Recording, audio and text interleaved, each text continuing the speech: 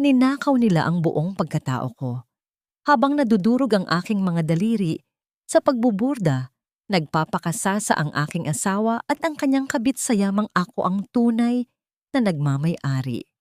Basura ka lang na pinulot namin, ang walang awang dura ng aking biyenan.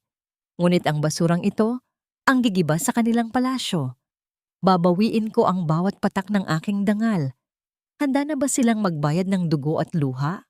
Bakit ba hindi na lang siya tuluyang mabaliw para mapadali ang lahat? Sa oras na makuha natin ang buong kontrol kay Maya at ang pirma niya sa mga dokumento, wala na akong pakialam kung mabulok ang basurang yan sa kalsada. Ang boses na yon ni Doña Matilda ay tila isang malamig na patalim na bumaon sa pandinig ni Teresa, tagos hanggang sa kanyang sumasakit na puso.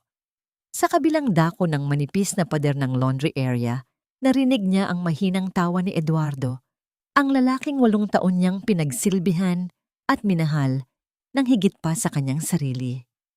Kasunod niyon ay ang malanding halakhak ni Stella, ang babaeng laging ipinapakilala sa kanya bilang isang mahalagang kliyente ng pamilya, ngunit ngayon ay malinaw na ang papel sa buhay ng kanyang asawa. Sa mga sandaling iyon, hawak ni Teresa ang mabigat na plansa, maingat na binabaybay ang bawat burda sa barong Tagalog na isusuot ni Eduardo para sa isang marangyang pagtitipon mamayang gabi. Ang kanyang mga daliri ay punong-puno ng maliliit at tuyong sugat mula sa libu-libong tusok ng karayom. Buong maghapon siyang nakayuko, inuubos ang paningin sa pagbuburda ng mga masaselang disenyo sa mga damit na ibinebenta ng kanyang biyenan sa mga mayayamang kaibigan nito. Lahat ay para sa kapakanan ng pamilyang tinuturing niyang tagapagligtas. Ang meryendang inihanda niya para sa mga ito ay nasa ibabaw pa ng mesa, hindi man lang ginalaw, habang ang tatlo ay nagpapakasasa sa pagpaplano ng kanyang pagkasira. Tila bumagal ang takbo ng mundo. Ang singaw mula sa basang tela na nadidikit sa mainit na plansa ay pumailan lang sa hangin, bumabalot sa kanyang muka na tila isang makapal na ulap ng pait. Biglang nanuyo ang kanyang lalamunan. Ang bawat salitang binitiwan ng kanyang biyenan ay tila mga lason na unti-unting pumapatay sa bawat hibla ng kanyang pag-asa. Ang kanyang mga kamay, na sanay sa katatagan ng paghawak sa karayom, ay nagsimulang manginig ng hindi kontrolado. Naramdaman niya ang isang matinding paninikip sa kanyang dibdib, isang uri ng sakit na hindi kayang ipaliwanag ng anumang medikal na pagsusuri. Ito ang sakit ng isang kaluluwang unti-unti nang pinupunit mula sa kanyang katawan. Dahan-dahang nawala ang lakas ng kanyang mga daliri. Ang mabigat na bakal na plansa ay dumulas mula sa kanyang pagkakahawak at bumagsak sa matigas na sahig. Ang pagtama nito sa kahoy ay lumikha ng isang malakas at nakakangilong tunog na umalingaw-ngaw sa buong silid, ngunit para kay Teresa, ang tunog na yon ay tila ang huling tibok ng kanyang pusong nagmamahal. Wala siyang maramdamang init kahit na malapit ang kanyang paa sa mainit na bakal. Ang tanging nararamdaman niya ay ang nakamamatay na lamig na nagmumula sa kanyang kaloob-looban. Sa kabilang silid, biglang tumahimik ang mga boses. Ang katahimikang sumunod ay mas nakakabingi kaysa sa anumang sigaw. Alam niyang narinig nila. Alam niyang sa mga sandaling ito, ang mga halimaw na nagbabalat kayong pamilya ay lilingon sa direksyon ng kanyang kinaroroonan. Tumingala si Teresa. Ang kanyang mga mata ay nananatiling tuyo, ngunit punong-puno ng isang uri ng dilim na hindi pa niya naramdaman kailanman. Tumingin siya sa maliliit na sugat sa kanyang mga kamay, ang mga marka ng kanyang sakripisyo, ang mga marka ng kanyang pagiging alipin sa ngalan ng utang na loob. Sa loob ng 8 taon, naniwala siyang siya ay isang ibon na pinulot mula sa putikan at binigyan ng pugad. Ngunit sa sandaling ito, sa gitna ng amoy ng nasusunog na tela at malamig na traidor na hangin, napagtanto niyang hindi pala pugad ang ibinigay sa kanya, kundi isang hawla na gawa sa mga matatalas na karayom. Isang tanong ang paulit-ulit na humahampas sa kanyang isipan. tila isang malakas na alon sa madilim na dagat ng kanyang gunita. Hanggang kailan mo itatahi ang dangal ng mga taong ang tanging hangad ay hubaran ka ng iyong pagkatao? Hanggang kailan mo hahayaang ang iyong mga luha ang maging pampakintab sa mga alahas na ninakaw nila mula sa iyong kinabukasan? Narinig niya ang mabibigat na hakbang ni Eduardo na papalapit sa pintuan. Ang bawat yabag nito ay tila isang hatol ng kamatayan para sa dating Teresa na puno ng pagtitiis. Nanatili siyang nakatayo sa gitna ng laundry area, mag-isa, durog, at tila isang anino na lamang ng kanyang nakaraan. Sa pagpihit ng doorknob, ang tanging baon niya ay ang malamig na katotohanan na ang pamilyang kanyang niyakap ay ang siya ring kukuha sa kaisa-isang hininga ng kanyang buhay, ang kanyang anak na si Maya. Dahan-dahang bumukas ang pinto at ang malamig na hangin mula sa aircon ng pasilyo ay humalik sa pawisang balat ni Teresa. Pumasok si Eduardo na may bakas ng pagkairita sa kanyang mukha. Hindi pag-aalala ang dumaan sa kanyang mga mata nang makita ang plansang nasa sahig, kundi isang matinding pandidiri. Ano ba namang ingay iyan, Teresa? May bisita tayo sa labas, tapos ganyan ka kalampa? Ang bulyaw niya sa mahinang boses, ngunit punong-puno ng talim. Lumapit siya at marahas na kinuha ang barong na bahagyang nayupi. Look at this! Pinaghirapan ni na mama ang negosyong ito. Tapos sisirain mo lang dahil sa katangahan mo? Sorry, Eduardo. Nahilo lang ako ng bahagya. Ang nangangatog na sagot ni Teresa. Hindi siya makatingin ng diretso sa asawa. Ang bawat kataga nito ay tila isang sampal na mas masakit pa sa pisikal na hagupit. Gusto niyang sumigaw. Gusto niyang itanong kung totoo ba ang narinig niya tungkol sa plano nilang pagpabaliw sa kanya. Ngunit ang kanyang dila ay tila nakagapos ng takot. Nahilo? O nagdadahilan ka na naman para makatakas sa gawaing bahay? Mag-ayos ka nga ng sarili mo. Ang baho mo na. Amoy pawis at usok. Magpalit ka ng damit at dumiretso ka sa kusina. Doña Matilda is waiting for the lunch. Ayusin mo ang pagsisilbi dahil napakahalagang tao ni Stella sa kumpanya. Utos ni Eduardo bago mabilis na tumalikod na tila ba ang pananatili sa silid na kasama ang asawa ay isang parusa. Naiwan si Teresa na nakatitig sa kawalan. Ang bawat hakbang ni Eduardo papalayo ay tila pagbaon ng pako sa kanyang dibdib. Nagmamadali siyang naghilamos, pilit na binura ang bakas ng luha sa kanyang mga pisngi at nagsuot ng isang lumang bestida na kupas na ang kulay, isang matalim na kaibahan sa kumikinang na buhay ng pamilyang kanyang pinagsisilbihan. Sa kusina, naghihintay ang kanyang biyenan. Nakatayo si Doña Matilda habang pinagmamasdan ang mga inihandang putahe ni Teresa. Sa bawat galaw ng matanda, nararamdaman ni Teresa ang bigat ng isang invisible na tanikala. Teresa, lumapit ka rito. Ang malumanay, ngunit mapanuring tawag ni Doña Matilda. Hinawakan nito ang baba ni Teresa at itinaas ang kanyang mukha. Alam mo namang mahal kita, di ba? Parang tunay na anak na ang turing ko sa'yo mula nang pulutin kita sa hirap. Utang mo sa amin ang buhay na tinatamasa mo ngayon. Kaya naman, bilang ganti, ang tanging hinihingi ko lang ay ang iyong katapatan at pagsunod. Huwag kang gagawa ng anumang ikakahiya ng pamilyang ito. Opo, Mama. Ang tanging naisagot ni Teresa. Ang salitang mama ay tila naging mapait na gamot sa kanyang bibig. Ang pagmamahal na ipinangangalandakan ng matanda ay tila isang lason na binalot sa asukal, isang paraan ng gaslighting na nagpapanatili sa kanya sa ilalim ng kanilang mga paa. Nagsimula ang tanghalian. Sa mahabang mesa na gawa sa nara, nakaupo sina Doña Matilda, Eduardo, at Stella. Si Stella ay nagliliwanag sa kanyang suot na mamahaling seda, habang si Teresa ay nanatiling nakatayo sa gilid, hawak ang isang pitsel ng tubig, handang magsalin sa bawat baso. You're such a great cook, Teresa. Sayang nga lang at parang palagi kang pagod.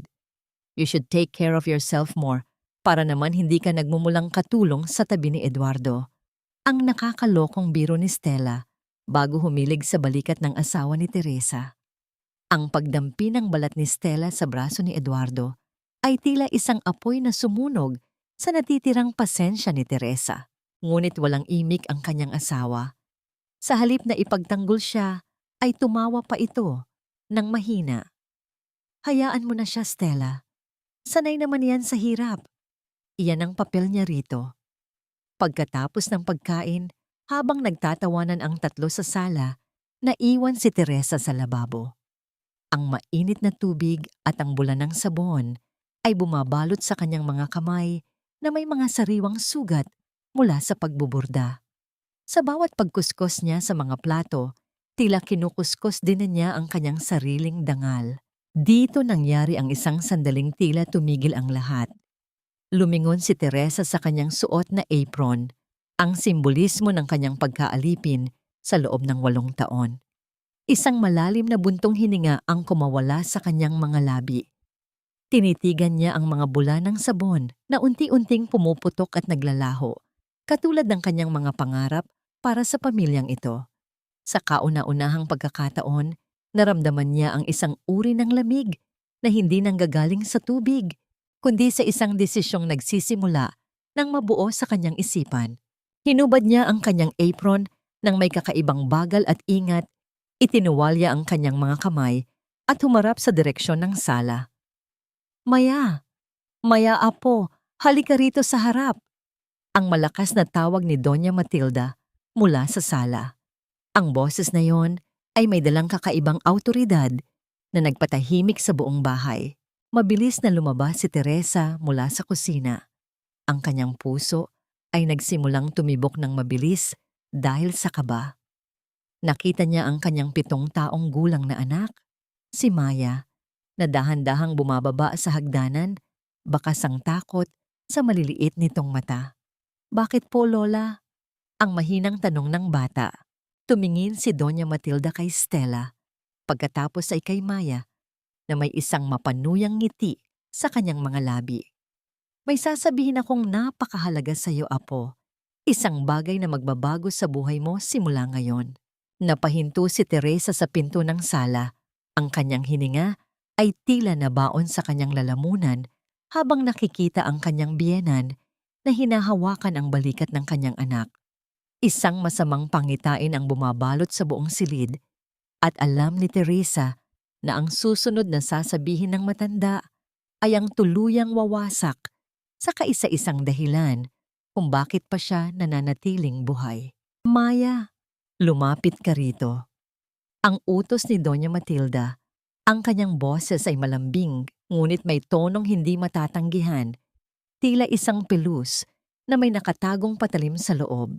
Dahan-dahang humakbang ang bata patungo sa gitna ng sala.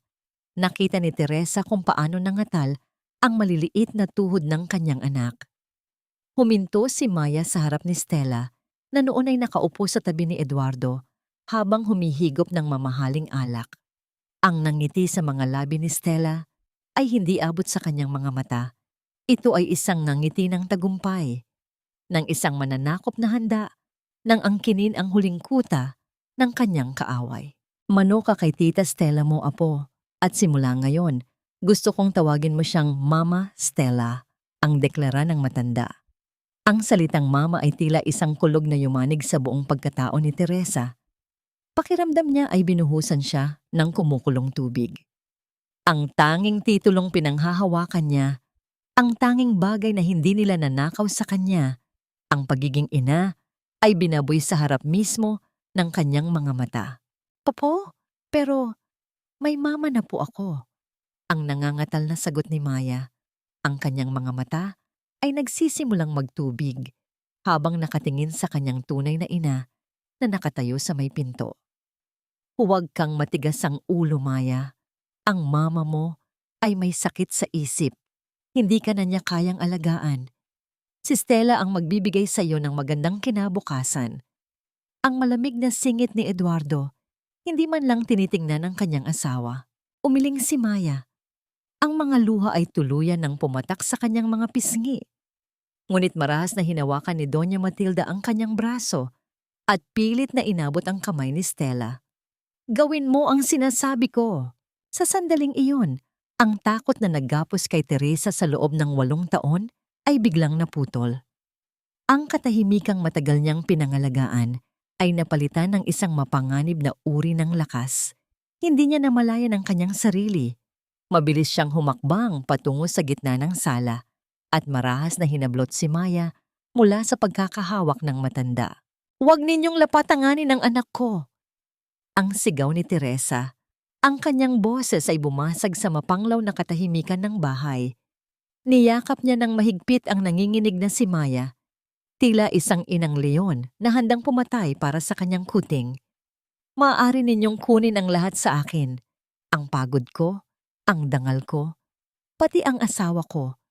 Pero hinding-hindi ninyo matuturuan ang anak ko na tawaging ina ang isang ahas." Ang buong silid ay nabalot ng isang nakakangilong tensyon. Namutla si Stella sa gulat, habang ang mukha ni Doña Matilda ay nag-iba ang kulay dahil sa matinding galit. Ngunit ang mas masakit ay ang mabilis na pagtayo ni Eduardo. Hindi nakapagsalita si Teresa nang maramdaman niya ang isang malakas na hampas sa kanyang kaliwang pisngi. Ang tunog ng palad na tumama sa balat ay umalingaw-ngaw sa bawat sulok ng sala. Sa lakas ng impact, napalingon ang kanyang ulo at bumagsak siya sa sahig habang yakap pa rin ang kanyang anak. Nalasahan ni Teresa ang pait at kalawang ng dugo sa loob ng kanyang bibig. Ang init ng kanyang pisngi ay hindi maikukumpara sa lamig na naramdaman niya sa kanyang puso. Tumingala siya at nakita ang kanyang asawa na hinihingal sa galit. Ang kamay nito ay nakataas pa rin. "Ang lakas ng loob mong sumigaw sa bahay na ito," ang bulyaw ni Eduardo. "Wala kang karapatan. Palamunin ka lang dito." "Eduardo, tama na." Ang mapanuyang awat ni Doña Matilda, ngunit ang kanyang mga mata ay nananatiling matalim kay Teresa. "Nakikita mo na ba? Sinasabi ko sa iyo, nawawala na siya sa sariling kaisipan. Ang pagwawalang bahala niya sa atin ay patunay na kailangan na siyang dalhin sa isang pasilidad kung saan siya matititignan. Hindi ligtas ang bata sa piling ng isang baliw." Ang banta ng mental asylum ay tila isang hatol na nagpalamig sa dugo ni Teresa. Alam niyang hindi sila nagbibiro. Alam niyang kaya nilang gawin iyon para tuluyan siyang mabura sa buhay nila. Tumingin si Teresa sa paligid. Ang mga gamit sa loob ng marangyang bahay na ito ay tila mga anino ng mga taong nagpahirap sa kanya. Tumingin siya sa malaking painting ng mga ninuno sa pader. At sa kauna-unahang pagkakataon, napansin niya ang pagkakahawig ng mga mata ng nasa larawan sa kanyang sariling mga mata. Isang kakaibang alaala ang tila gustong kumawala sa kanyang isipan, ngunit mabilis itong natakpan ng takot para sa kanyang anak. Yumuko si Teresa. Hinayaan ang kanyang buhok na tumakip sa kanyang mukhang may bakas ng pagkatalo.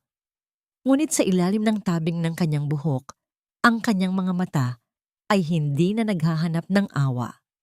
"Patawad po, hindi na mauulit."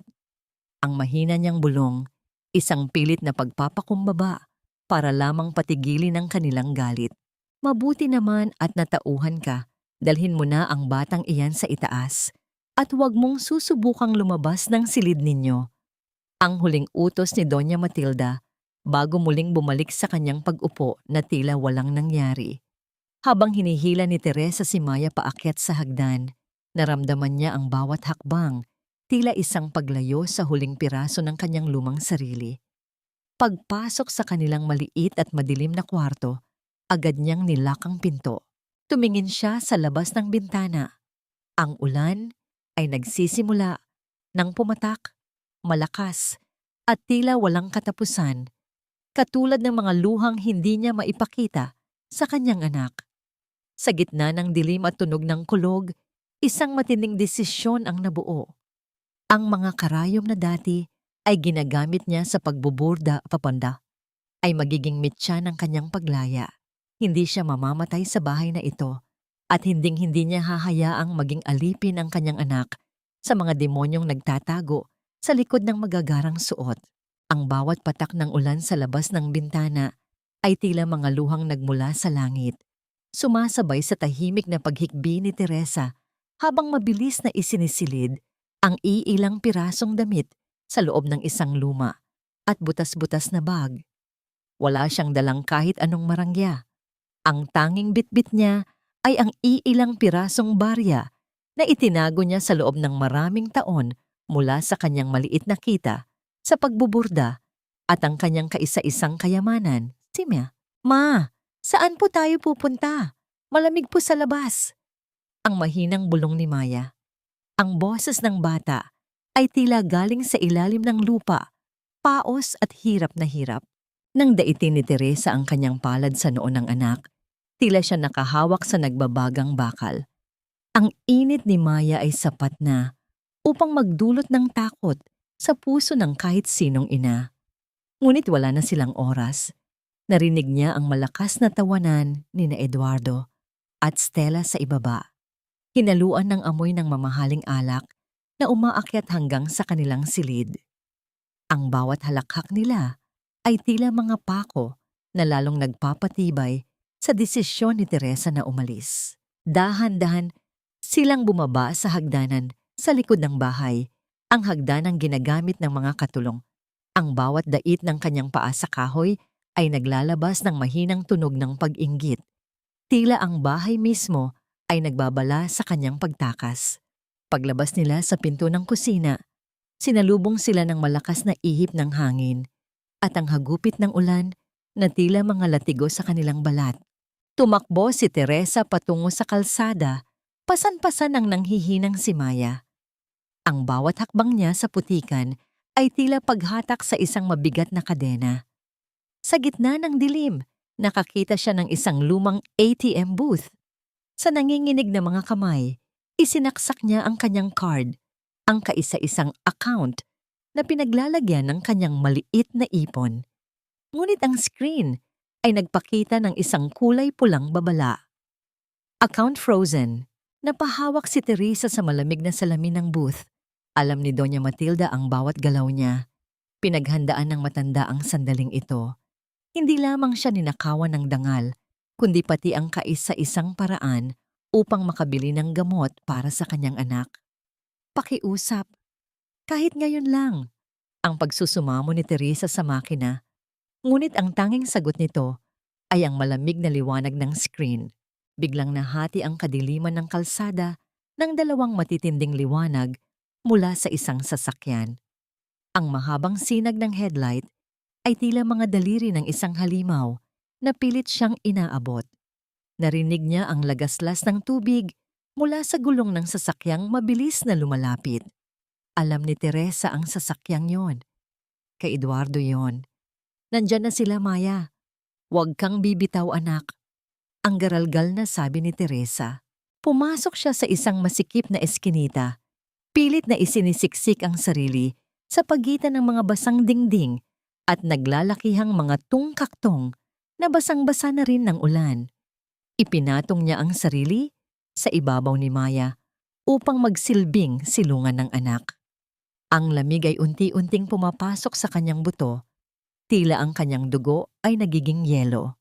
Mula sa kanyang pinagtataguan, nakita niya ang paghinto ng itim na SUV sa tapat ng eskinita. Bumukas ang pinto at lumabas ang mga tauhan ni Doña Matilda. Hawak ang malalaking payong. "Hanapin ninyo ang babaeng yan. Hindi pwedeng lumayo ang batang iyan." Ang boses ni Eduardo na umalingaw-ngaw sa buong kalsada, walang bakas ng pag-aalala para sa may sakit na anak. Tila isang ari-arian lamang ang kanyang hinahanap. Napapikit si Teresa. Ang bawat hininga ni Maya sa kanyang leeg ay tila nagiging mas mababaw at mas mabilis. Ang bata ay nagsisimula ng magdeliryo, bumubulong ng mga salitang hindi na maintindihan. Sa mga sandaling iyon, naramdaman ni Teresa ang tindi ng kawalang pag-asa.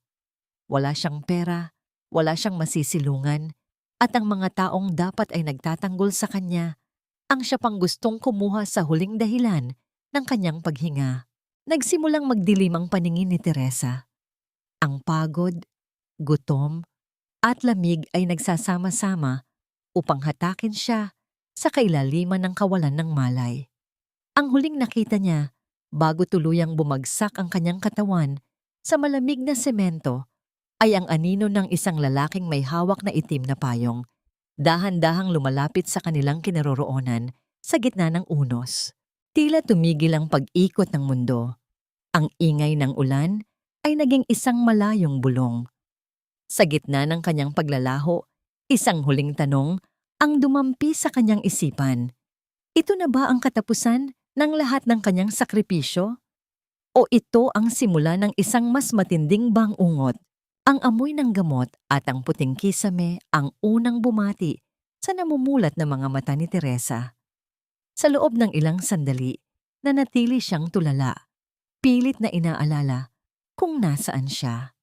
Ang huling alaala niya ay ang malamig na semento, ang hagupit ng ulan, at ang nanginginig na katawan ni Maya sa kanyang mga bisig. Nasa ligtas kayong lugar, huwag kang matakot. Ang boses na yon ay malalim, mahinahon, at tila isang mainit na kumot na bumabalot sa kanyang pagkatao. Dahan-dahang lumingon si Teresa at nakita ang isang lalaking nakaupo sa tabi ng kanyang kama.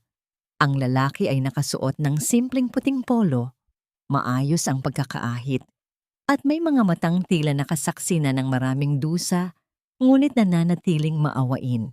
Si Maya, ang anak ko, nasaan siya? Ang garalgal na tanong ni Teresa. Pilit na bumabangon kahit ang kanyang buong katawan ay tila binibiyak sa sakit. Huwag kang biglang babangon. Ang anak mo ay nasa kabilang silid, kasama ng aking kaibigang doktor. Naibaba na ang kanyang lagnat, pero kailangan niya pa ng sapat na pahinga at nutrisyon. Ang sagot ng lalaki, habang dahan-dahang inaalalayan si Teresa na sumandal sa mga unan. Kinuha ng lalaki ang isang baso ng mainit na gatas at inabot ito sa kanya. Ako si Leandro. Nakita ko kayo sa labas ng klinika ng kaibigan ko. Halos wala na kayong malay. Tinanggap ni Teresa ang baso. Ang init nito ay unti-unting nanunuot sa kanyang mga naninigas na daliri. Napansin ni Leandro ang mga kamay ng babae, ang maliliit na peklat, ang mga marka ng tusok ng karayom na tila isang mapa ng paghihirap. Tumingin din siya sa lumang scarf na nakabalot sa leeg ni Teresa. Isang telang may napakagandang borda ng mga bulaklak na tila totoong namumukadkad. Napakaganda ng iyong gawa. Ang borda sa scarf na yan. Bihira na ang ganyang klase ng sining sa panahon ngayon. Ang mahinahong puna ni Leandro. Ang asawa ko nung nabubuhay pa siya, mahilig din siya sa mga ganyang klaseng disenyo. Tumingin si Teresa sa kanyang mga kamay. Pagkatapos ay kay Leandro. Sa kauna-unahang pagkakataon, sa loob ng maraming taon, hindi pandidiri o utos ang nakita niya sa mga mata ng isang lalaki. Ang nakita niya ay respeto. Salamat po sa pagliligtas sa amin, pero kailangan na naming umalis. Mapanganib. Hahanapin nila kami. Ang nag-aalalang sabi ni Teresa. Ang kanyang mga mata ay muling napuno ng takot. Kinuha ni Leandro ang isang maliit na card mula sa kanyang bulsa at inilapag ito sa mesa sa tabi ng kama. Isa akong abogado, Teresa. Alam ko kung sino ang kinakaharap mo. Nakita ko ang mga tauhan ng mga pamilya na naghahanap sa iyo sa paligid kanina. Natahimik si Teresa. Ang salitang abogado ay tila isang banyagang konsepto sa kanya. Para sa kanya, ang batas ay laging nasa panig ng mga mayayaman, ng mga taong katulad ni na Doña Matilda. Bakit ninyo po kami tinutulungan? Wala po akong pambayad sa inyo. Wala akong kahit na anong pera. Ang mahinang bulong ni Teresa. Hindi lahat ng bagay sa mundong ito ay nasusukat sa pera. Ang sagot ni Leandro, ang kanyang tinig, ay may bahid ng nakaraang pait. Minsan, ang pagtulong ay isang paraan din ng paggamot sa sariling sugat. Manatili muna kayo rito. Dito, walang makakapasok na hindi ko pinapayagan. Naramdaman ni Teresa ang isang uri ng katahimikan na matagal na niyang hinahanap. Ang bawat tibok ng kanyang puso ay tila nagsisimulang kumalma. Ngunit ang kapayapaang iyon ay mabilis na nabura nang buksan ni Leandro ang kanyang laptop at ipakita ang isang balita na kakalabas lang sa social media. Isang malaking larawan ni Teresa ang nakapaskil sa screen kasama ang isang opisyal na pahayag mula sa pamilya ni Eduardo. Nakasulat doon sa malalaking letra ang babala sa publiko. Ang babaeng ito ay isang pasyenteng tumakas mula sa pangangalagang medikal. Siya ay dumaranas ng matinding schizophrenia at maaaring saktan ang kanyang sariling anak. Inilabas na nila ang medical warrant. Ang seryosong sabi ni Leandro. Idineklara ka ni Doña Matilda na baliw sa harap ng batas. Sa oras na mahanap ka ng mga awtoridad, kukunin nila si Maya at ikukulong ka sa isang institusyon. Nabitawan ni Teresa ang baso ng gatas. Ang tunog ng pagkabagbag nito sa sahig ay tila ang huling babala ng kanyang papalapit na katapusan. Ang kanyang mukha ay nawalan ng kulay at ang bawat hibla ng kanyang pag-asa ay tila muling nabaon sa ilalim ng isang madilim at malalim na hukay. Ang bawat salitang nababasa ni Teresa sa screen ng laptop ay tila mga linta na sumisipsip sa natitira niyang lakas. Nakita niya ang mga komento ng mga taong dati ay nginingitian siya sa simbahan, ang mga kapitbahay na binibigyan niya ng mga disenyong teo ng libre. Ngayon, lahat sila ay naniniwala sa kwentong binuo ni Doña Matilda. Tinatawag siyang baliw, mapanganib, at walang utang na loob. Attorney, kailangan ko na pong umalis. Ang nanginginig na sabi ni Teresa habang pilit na tumatayo. Ayokong madamay kayo. Kapag nalaman nilang narito ako, sisirain din nila ang pangalan ninyo. Napakamakapangyarihan ni Doña Matilda.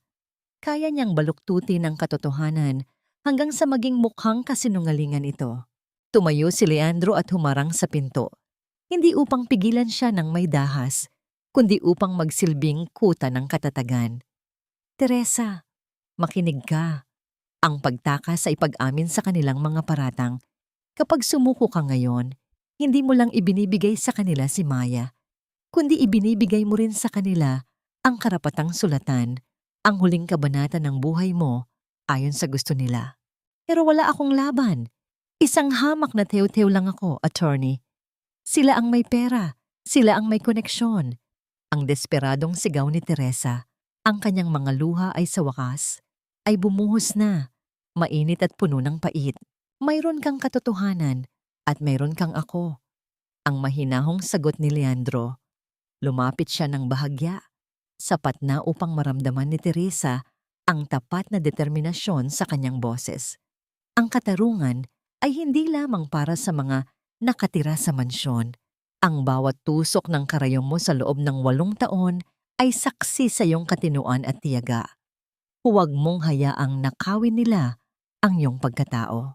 Lumingon si Teresa sa kabilang silid kung saan mahimbing na natutulog si Maya. Nakita niya ang maputlang mukha ng kanyang anak at ang maliliit na kamay nito na tila may hinahanap sa panaginip. Naalala niya ang bawat sipa, bawat sampal, at ang huling pagkakataong pinilit nilang paluhurin ang bata sa harap ng ahas. Isang kakaibang init ang nagsimulang mag-alab sa kanyang dibdib. Ang takot na tila yelo ay unti-unting natunaw at naging isang kumukulong galit. Isang galit na hindi nagwawasak, kundi nagpapatibay. Kinuha ni Teresa ang isang matalas na gunting na nasa ibabaw ng mesa ng klinika. Tinitigan niya ang kanyang sarili sa salamin. Ang kanyang buhok ay mahaba. Ang buhok na laging gustong haplusin ni Eduardo noon bago siya tratuhin na parang kagamitan. Ito ang buhok na sumisimbolo sa kanyang lumang sarili, ang Teresang mahinhin, ang Teresang sunod-sunuran. Sa isang mabilis at determinadong galaw, ginupit niya ang kanyang mahabang buhok hanggang sa balikat. Ang mga hibla ng buhok ay dahan-dahang nalaglag sa sahig, tila mga kadenang naputol. Ang tunog ng paggupit ng matalas na gunting sa bawat hibla ay nagbigay sa kanya ng isang uri ng kapangyarihan na hindi niya kailanman naramdaman. Nang muli siyang tumingin sa salamin, hindi na ang biktima ang nakita niya. Ang nakita niya ay isang inang handang makipagdigma sa mundo. Attorney, ang tawag niya. Ang kanyang boses ay wala na ang panginginig. May kailangan po akong kunin sa bahay na yon. Isang lumang kahong kahoy na gawa sa kahoy hugas. Iyon ang huling habilin ng aking ina bago siya pumanaw. Sinabi niya sa akin na huwag ko itong bubuksan maliban na lamang kung nasa bingit na ako ng kamatayan o kung wala na akong ibang mapupuntahan. Anong nasa loob ng kahon? Ang tanong ni Leandro. Bakas ang interes sa kanyang mga mata. Hindi ko alam, pero palaging sinasabi ni Doña Matilda na basura lang yon. Ngayon ko lang napagtanto, bakit siya nag-aksaya ng panahon na itago iyon sa pinakamadilim na sulok ng kanilang nako kung basura lang yon. Kailangan nating bumalik, attorney. Bago nila malaman na wala na ang lahat ng mga teo-teo ko roon. Ang desisyon ni Teresa ay tila isang hudyat ng bagong simula. Ngunit sa likod ng kanyang determinasyon, alam niyang ang pagbabalik sa Longvang na yon ay pagpasok sa bibig ng leon. Sa gitna ng katahimikan ng gabi, habang tinitignan niya ang kanyang bagong anyo sa salamin, isang alaala ng kanyang ina ang biglang sumagi sa kanyang isipan. Ang imahe ng isang babaeng may suot na mamahaling alahas ngunit may malungkot na mga mata. Bakit tila ang mukha ng kanyang ina ay mas nababagay sa isang palasyo kaysa sa kuot-tsuot kung saan siya lumaki? Ang bawat tibok ng puso ni Teresa ay tila isang tambol na umaalingaw-ngaw sa kanyang buong katawan habang nakatitig sa naglalakihang gate ng mansyon. Mula sa malayo, naririnig niya ang marangyang musika at ang tawanan ng mga bisitang nakasuot ng pinakamagara nilang mga Filipiniana at barong mga damit, na marahil ay ang kanyang mga daliri rin ang nagbuda. Ang mansyong ito, na dati ay itinuring niyang tahanan, ay mukhang isang malaking halimaw na nagliliwanag sa gitna ng kadiliman. Handa ka na ba? Ang mahinang tanong ni Leandro habang nakahawak sa manibela. Ang kanyang boses ay nagbigay ng panandaliang kapanatagan sa nanginginig na kalamnan ni Teresa. Tumango si Teresa. Isinuot niya ang isang madilim na jacket at itinaas ang hood nito upang takpan ang kanyang bagong gupit na buhok. Kailangan ko itong gawin, attorney, para sa kinabukasan namin ni Maya. Ginamit ni Leandro ang kanyang sasakyan upang harangan ang paningin ng mga security guard sa kabilang panig ng gate, kunwari ay humihingi ng direksyon. Sa pagkakataong yon, mabilis na lumabas si Teresa at gumapang patungo sa maliit na siwang sa bakod na tanging siya at ang mga pusa lamang ang nakakaalam. Ang basa at madulas na damo ay dumidikit sa kanyang mga palad, ngunit hindi niya alintana ang dumi. Ang tanging nasa isip niya ay ang madilim at maalikabok na bodega sa likod ng mansyon. Pagpasok niya sa bodega, sinalubong siya ng amoy ng luma at nabulok na mga gamit.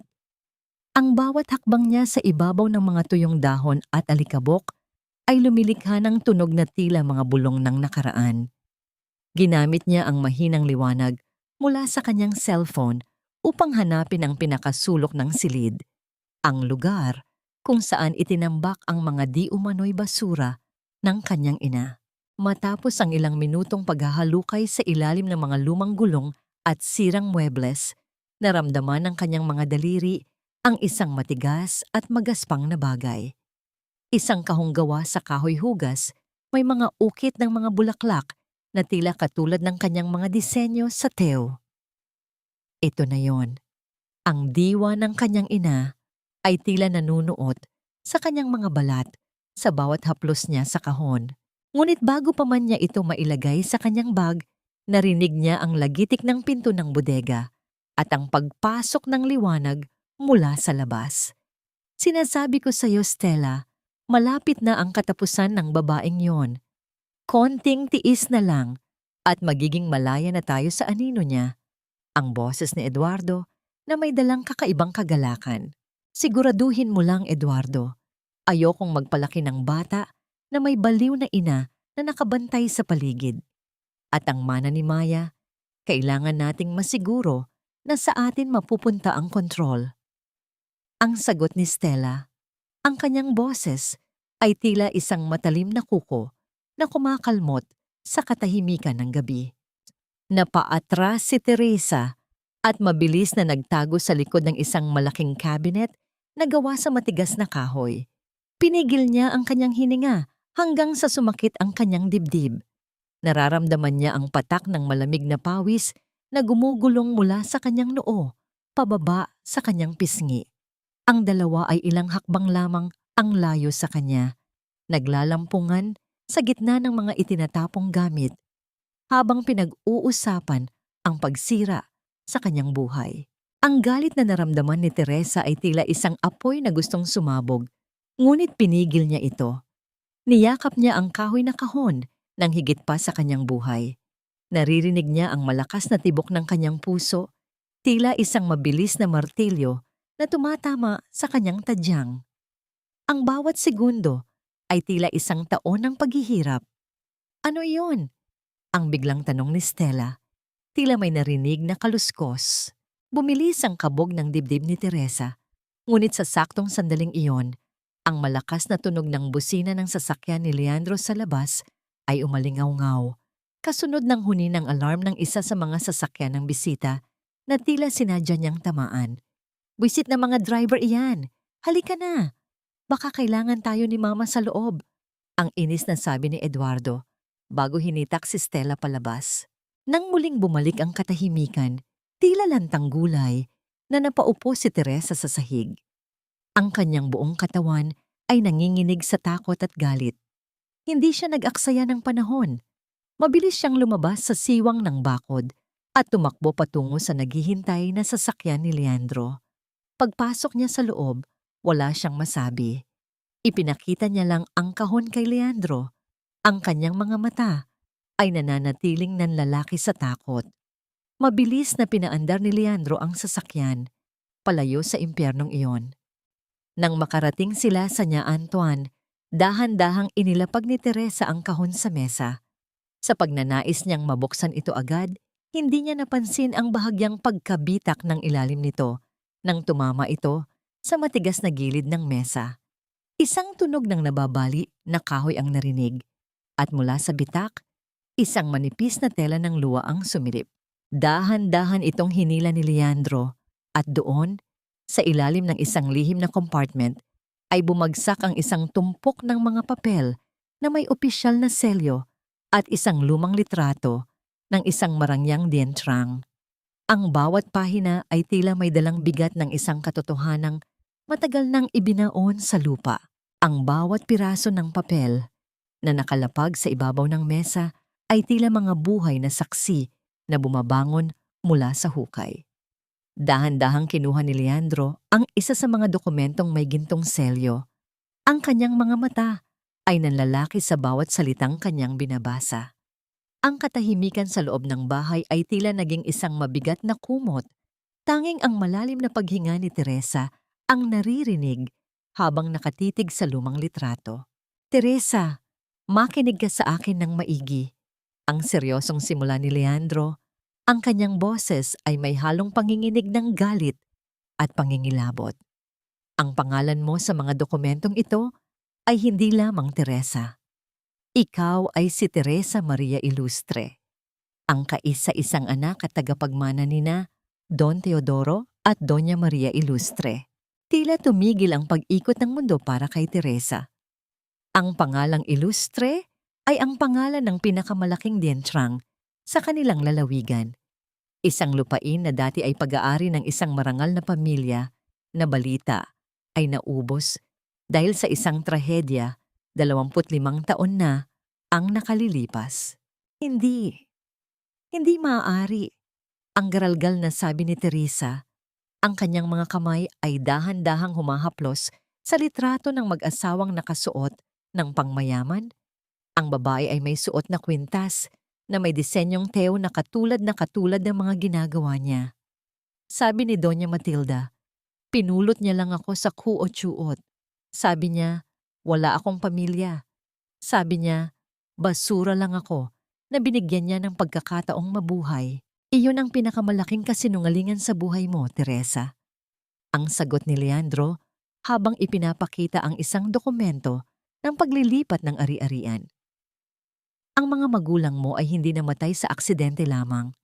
Ayon sa mga papeles na ito, ang pamilya ni Doña Matilda ay ang mga katiwala ng inyong dientrang. Ginamit nila ang pagkakataong mamatay ang iyong mga magulang upang palsipikahin ang mga pirma at ang kininang lahat. At ikaw, kinuha ka nila hindi dahil sa awa, kundi dahil kailangan nilang masiguro na walang ibang lilitaw na tagapagmana. Nagsimulang manginig ang buong katawan ni Teresa. Ang bawat sampal, bawat sipa, at bawat taon ng pagiging alipin niya sa ilalim ng bubong ng mga nagnakaw sa kanyang buhay ay tila isang pelikulang mabilis na naglalaro sa kanyang isipan. Ang utang na loob na palaging ipinapamukha sa kanya ay isang malupit na biro. Sila ang may utang sa kanya.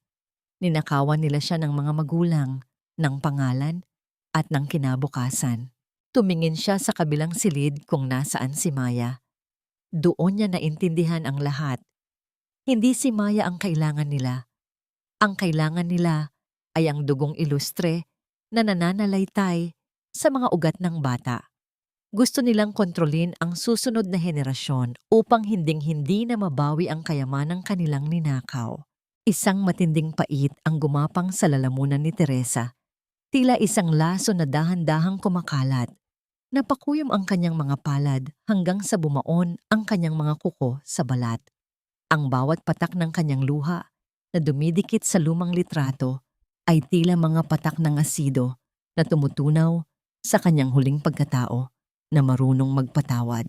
Naramdaman ni Teresa ang init ng palad ni Leandro na dahan-dahang pumatong sa kanyang balikat. Hindi ito isang pagyakap, kundi isang tahimik na panunumpa ng suporta. Walang halaga ang yaman kung walang dangal. Ang bulong ni Teresa, ang kanyang boses, ay tila galing sa ilalim ng lupa, malamig at walang bahid ng emosyon. Ginamit nila ang mga karayom ko para tahin ang kanilang kasinungalingan. Ngayon, gagamitin ko ang parehong mga karayom para punitin ang kanilang mundo. Tumingala siya kay Leandro, ang kanyang mga mata na dati ay puno ng takot ay naging dalawang nagniningas na uling. Wala na ang Teresang sunod-sunuran, wala na ang Teresang nagmamakaawa para sa kaunting pagkilala. Attorney, simulan na natin. Ang sabi niya, ang bawat kataga ay tila isang hatol ng kamatayan para sa mga taong nagtangka sa kanyang buhay. Gusto kong makita ang bawat sentimo na kinuha nila sa akin na nagiging abo sa harap ng kanilang mga mata. Gusto kong makita ang kanilang palasyo na gumuho habang nakatayo ako sa ibabaw ng mga guho nito. Ang gabi ay tila naging mas malalim at mas tahimik. Sa gitna ng liwanag ng isang lampara, ang anino ni Teresa sa dingding ay tila naging isang dambuhala. Isang hudyat na ang tunay na heredera ay nagising na mula sa mahabang pagkakahimbing sa ilalim ng anino ng kasinungalingan. Sino nga ba ang tunay na kriminal? Ang taong nagnakaw o ang taong nagnakaw ng buong pagkatao ng isang bata? Ang bawat hibla ng liwanag na nagmumula sa sumisikat na araw ay tila mga gintong karayom na tumutusok sa madilim na silid. Hudyat ng pagtatapos ng pinakamahabang gabi sa buhay ni Teresa. Hindi siya nakapikit kahit isang saglit. Ang kanyang isipan ay tila isang mabilis na makina. Paulit-ulit na tinatahi ang mga alaala at ang mga bagong katotohanang natuklasan niya. Sa ibabaw ng mesa, ang mga dokumento ng pamilya ilustre ay tila nagniningning sa ilalim ng liwanag ng lampara. Katabi nito ang isang mapa ng mansyon na iginuhit ni Teresa mula sa kanyang memorya. Bilang isang babaeng itinuring na anino sa loob ng 8 taon, kabisado ni Teresa ang bawat siwang ng pader, ang bawat lihim na drawer sa tufang ni Doña Matilda, at ang bawat inggit ng sahig na dapat iwasan. Attorney, may isang kulay abong ledger na laging itinatago ni Doña Matilda sa likod ng koleksyon niya ng mga mamahaling porselana. Ang mahinang sabi ni Teresa, ang kanyang boses ay kalmado na, ngunit may talim na hindi matatanggihan. Akala ko dati ay listahan lang iyon ng mga tew-tew na ibinebenta niya. Pero nakita ko siyang umiiyak habang tinititigan iyon noong nakaraang buwan. Doon nakatala ang lahat ng mga ari-ariang hindi niya maideklara ng legal. Tumingin si Leandro sa kanya ng may halong paghanga. Ang babaeng nasa harap niya ay hindi na ang basang sisiw na nakita niya sa gitna ng ulan. May isang uri ng dangal na dahan-dahang bumabalot sa bawat galaw ni Teresa. Isang dangal na hindi galing sa yaman, kundi sa isang pusong nakahanap na ng kanyang tunay na tahanan. Gagamitin natin ang bawat impormasyong alam mo, Teresa. We will hit them where it hurts the most. Their pride and their pockets. Ang sagot ni Leandro. Tumayo siya at nagtimpla ng mainit na trakuk. Ang usok nito ay dahan-dahang pumapaikot sa hangin, nagbibigay ng kakaibang bango sa silid. Inilapag ni Leandro ang tasa sa harap ni Teresa. Sa hindi sinasadyang pagkakataon, dumampi ang kanyang mga daliri sa malamig na kamay ng babae. Hindi bumitaw si Leandro. Sa halip, dahan-dahan niyang itinabing ang kanyang palad sa ibabaw ng kamay ni Teresa, isang tahimik na paraan ng pagsasabing hindi siya mag-isa sa laban na ito. Naramdaman ni Teresa ang init na dumadaloy mula sa palad ni Leandro patungo sa kanyang puso. Ito ay isang uri ng ugnayan na malayo sa mapang-aping paghawak ni Eduardo. Dito, naramdaman niyang siya ay isang tao, isang babaeng karapat-dapat igalang at protektahan. Ang tibok ng kanyang puso ay bahagyang bumilis, hindi dahil sa takot, kundi dahil sa isang usbong ng pag-asa na matagal na niyang kinalimutan. Salamat, Leandro. Ang mahina niyang bulong. Sa pagkakataong ito, hindi niya binawi ang kanyang kamay. Nanatili silang ganoon sa loob ng ilang segundo, sa gitna ng katahimikan ng madaling araw, habang ang mundo sa labas ay nagsisimula pa lamang magising. Maya-maya, tumayo si Teresa at lumapit sa kanyang lumang room ng mga kagamitan sa pagbuburda. Binuksan niya ito at kinuha ang isang mahabang piraso ng sinulid na kulay pula. Kasing pula ng dugo, kasing tapang ng kanyang determinasyon. Isinuot niya ang sinulid sa butas ng kanyang pinakamatalas na karayom. Ang bawat galaw niya ay puno ng presisyon. Tumingin siya sa malayo. Tila nakikita ang mga mukha ni na Doña Matilda at Eduardo sa kabilang dako ng lungsod. Ang bawat tusok ng karayom na ginawa ko para sa kanila ay bibilangin ko. Ang sabi ni Teresa, ang kanyang boses ay tila isang sumpa na nanunuot sa bawat sulok ng silid. Ninakaw nila ang aking nakaraan, pero ako ang magsusulat ng kanilang katapusan. Attorney? Panahong na para tahiin ang kanilang kabaong. Muling dumako ang tingin ni Teresa sa kabilang silid kung nasaan si Maya. Ang bata ay mahimbing na natutulog, walang kamalay-malay sa bagyong parating. Ngunit alam ni Teresa, ang bagyong ito ay hindi para sirain sila, kundi para linisin ang kanilang daan patungo sa katarungan. Isang lihim na ngiti ang sumilay sa mga labi ni Teresa. Isang ngiti na puno ng pait, ganda at panganib. Ang heredera ng mga ilustre ay hindi lamang nagising. Siya ay handa ng sumingil ng bawat patak ng luhang ninakaw sa kanya. Isang hindi kilalang sobre ang lumapag sa marmol na sahig ng mansyon, bitbit ng isang mensahero na mabilis ding naglaho sa gitna ng sikat ng araw. Nang buksan ito ni Stella, ang kanyang mga mata na dati ay puno ng kaplastikan ay nanlaki sa matinding gulat. Ang mga dokumentong nasa loob ay hindi lamang mga numero. Ang mga ito ay katibayan na si Doña Matilda ay unti-unti nang inililipat ang mga ari-arian sa mga dayuhang account na iniwan ng kanyang sariling anak na si Eduardo na halos walang mamanahin. Eduardo, ano itong nakikita ko? Ang nagngangalit na sigaw ni Stella, ang kanyang boses ay pumailan lang sa buong sala. Tila isang matalim na tunog ng nababasag na kristal. Akala ko ba ay ako ang reyna rito?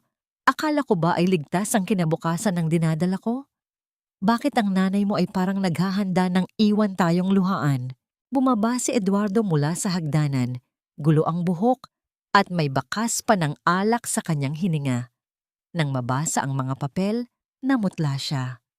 Sa gitna ng kanilang pagtatalo, lumabas si Doña Matilda mula sa kanyang silid. Ang kanyang muka ay tila isang maskarang gawa sa bato, malamig at walang emosyon. Huwag kang mag-iskandalo rito, Stella. Ang perang yan ay proteksyon ng pamilya. Ang bulyaw ni Doña Matilda. Proteksyon? O para sa sarili mo lang? Ang balik na sigaw ni Stella. Ang dalawang babaeng dati ay magkasabwat sa pagpapahirap kay Teresa ay tila mga asong gutom na ngayon ay nag-aagawan sa isang pirasong buto. Ang bawat salitang ipinupukol nila sa isa't isa ay puno ng pait at pagtatraydor. Winawasak ang pundasyon ng kanilang marangyang buhay na binuo sa kasinungalingan. Samantala, sa loob ng ligtas na tahanan ni Leandro, ang paligid ay nababalot ng isang kakaibang katahimikan at kapayapaan. Nakaupo si Teresa sa sahig, dahan-dahang sinusuklay ang mahabang buhok ni Maya. Ang bawat hagod ng suklay ay puno ng pagmamahal. Tila ba sa pamamagitan nito ay nais niyang burahin ang lahat ng sakit na dinanas ng kanyang anak. Ma, ang ganda po ng kanta ninyo kanina. Ang mahinang sabi ni Maya. Ngumiti si Teresa, isang tunay na ngiti na umabot sa kanyang mga mata. Sinimulan niyang awitin muli ang isang lumang kundiman, ang awit ng mga ilustre na itinuro sa kanya ng kanyang ina bago ito mawala. Ang kanyang boses ay malambing, tila isang haplos ng hangin sa gitna ng mainit na hapon. Sa mga sandaling iyon, ang kanyang pagiging ina at ang kanyang pagkatao bilang isang ilustre ay unti-unting nagtatagpo. Binibigyan siya ng lakas na hindi kayang tapatan ng anumang yaman. Ito ang kanta ng ating pamilya, Maya. Tandaan mo ito dahil ito ang magpapaalala sa iyo kung sino ka talaga.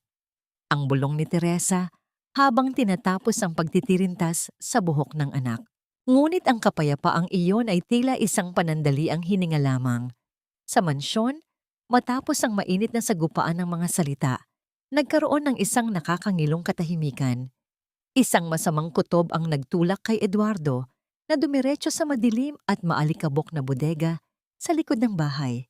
Kailangan niyang masiguro na nandoon pa ang kanyang insurance, ang kahong-kahoy na pinakaiingatan ng kanyang ina. Narinig ang kalansing ng mga susi at ang mabigat na pagbukas ng pinto ng bodega. Hinawi ni Eduardo ang mga lumang gamit. Naghahanap, nagkakalkal hanggang sa mabasag ang isang lumang paso sa tabi ng cabinet. Ngunit sa bawat sulok na kanyang tinitingnan, tanging alikabok at dilim lamang ang sumasalubong sa kanya. Wala rito, ang sigaw ni Eduardo. Ang kanyang boses ay puno ng takot at pagkalito. Mama, ang kahon. Wala na ang kahon ng mga ilustre. Ang sigaw na yon ay umalingaw-ngaw hanggang sa sala na naging sanhi ng biglang pagtahimik ni Doña Matilda.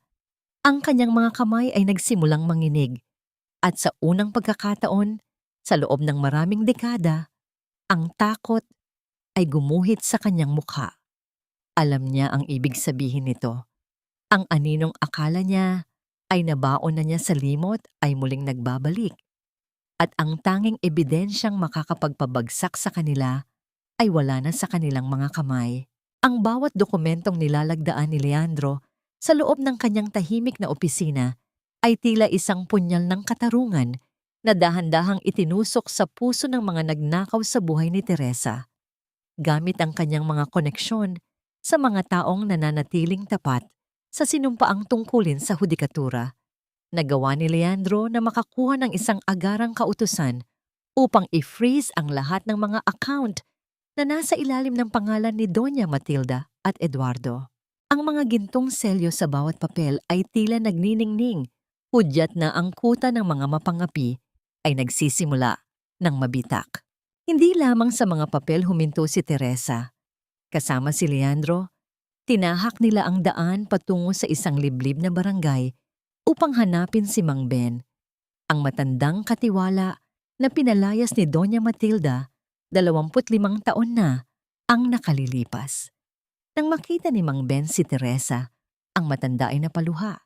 Ang mga kamay nito, na tuyo at kulubot na tila balat ng punong kahoy, ay nanginginig na humawak sa palad ni Teresa. Ikaw ang anak ni Don Teodoro, ang garalgal na sabi ng matanda. Ang iyong mga mata.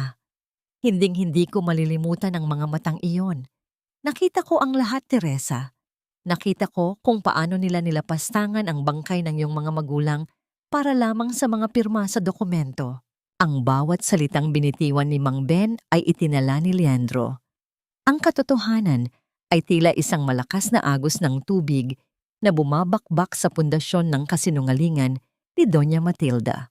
Sa bawat sagot ng matanda, lalong tumitibay ang kaso laban sa mga mapangapi. Pabalik sa lungsod, biglang bumuhos ang malakas na ulan. Ang langit ay naging madilim at ang bawat patak ng tubig sa bubong ng sasakyan ay lumikha ng isang payapang tunog, malayo sa takot na naramdaman ni Teresa noong gabing tumakas siya. Ramdam ni Teresa ang lamig na nagmumula sa labas, kaya naman dahan-dahang hinubad ni Leandro ang kanyang suot na jacket at isinampay ito sa balikat ng babae. Suotin mo ito, Teresa. Ayokong magkasakit ka ngayon pa, na malapit na nating makuha ang hustisya. Ang mahinang sabi ni Leandro, ang kanyang boses ay tila isang haplos sa gitna ng unos.